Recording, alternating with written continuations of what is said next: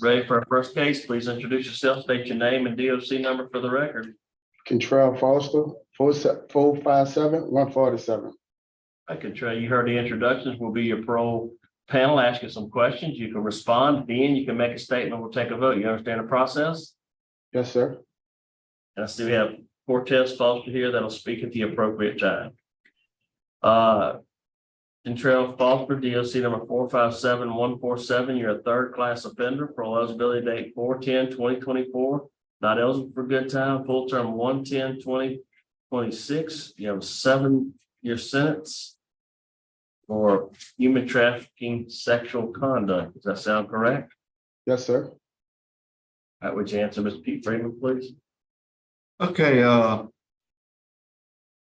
Mr. Foster, how old are you? 42, What's your educational level? 9th grade. I dropped out of 9th grade. Have you tried to take your GED since you've been in? I'm in the process of doing that now, sir. Yeah, about how much longer you got to finish that GED? I take a test. I've been taking tests. I'm on tape tests. So this will be my 3rd one, but my scores, they going up. They elevating. So I'm doing better. Good. I have to score like a 560, and I'll be pre-high set ready. So on my next test, I try to shoot for that so I can get my high set. Good, good. That's a good idea. Okay, Mr. Foster, you're charged with human sex trafficking. Mm-hmm. Tell me what happened. What was your involvement with Miss Piper? Well, it was from my brother. He said he met someone on Bourbon Street, and I was around him at the time, and he said he met someone on Bourbon Street and asked them would I like to see her. And I'm like, sure. So I seen her, went into the house and seen her. And then after that, I left. So I called him the next day. I'm like, what's up with girl? And he was like, nothing, she's still right here. So I'm like, all right, I'm about to come over there. So I go over there, pick up, went to the house, and we had sex, and then I gave it back to my brother, and that was it. Okay, did you do any of the beating or the raping or anything? No, that was my little brother. Okay. Did your other brother get sentenced with regards to this charge? Yes, he had got 20 years for it. Is he still in prison? Yes, sir.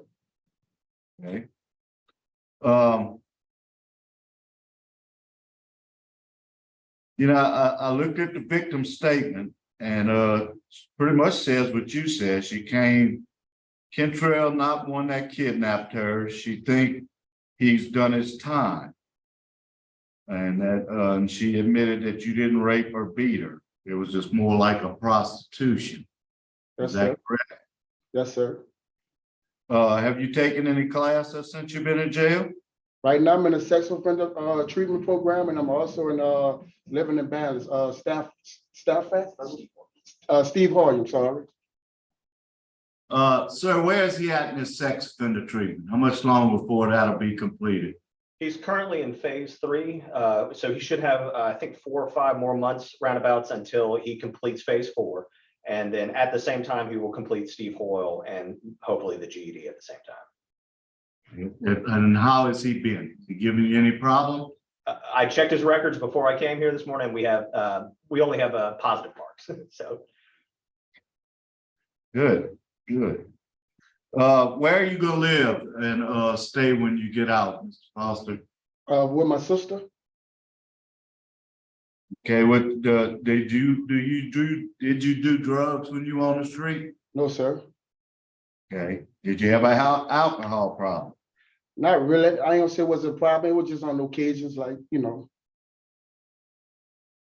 How many write-ups have you had since you've been in prison? not one, sir. And how long have you been in? Since January 10, 2019. Okay. And how many children do you have?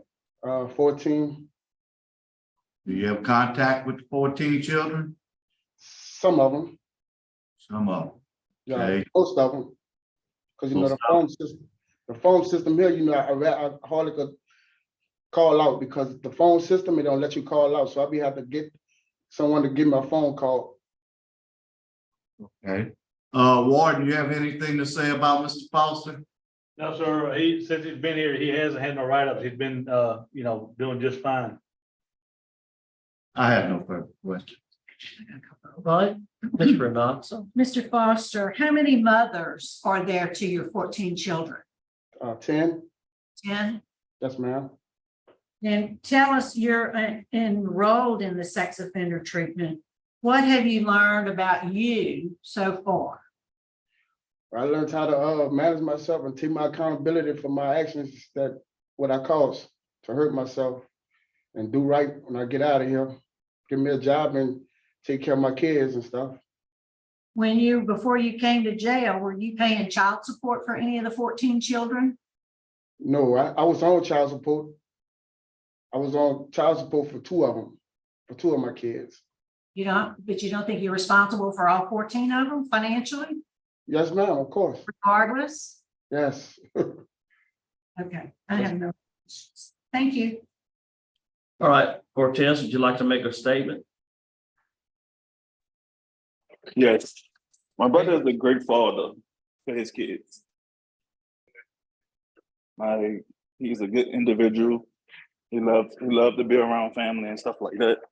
I just waiting for him to come home. That's all, so we can continue to be there for each other. All right, thank That's you. all I have. All right, thank you. All right. All right, Kentrell, would you like to make a statement on your behalf? Not really, but thank y'all for taking y'all time out to come visit me and giving me a chance to get back to reality so I could do the best I could. Okay. All right, Pam, fair to vote, Mr. Freeman. Okay, Mr. Foster, looks like you've done pretty good since you've been in prison. The victim has no opposition to you getting out. She was a juvenile when it happened. You should have known better. Hopefully you've learned your lesson. Yes, sir.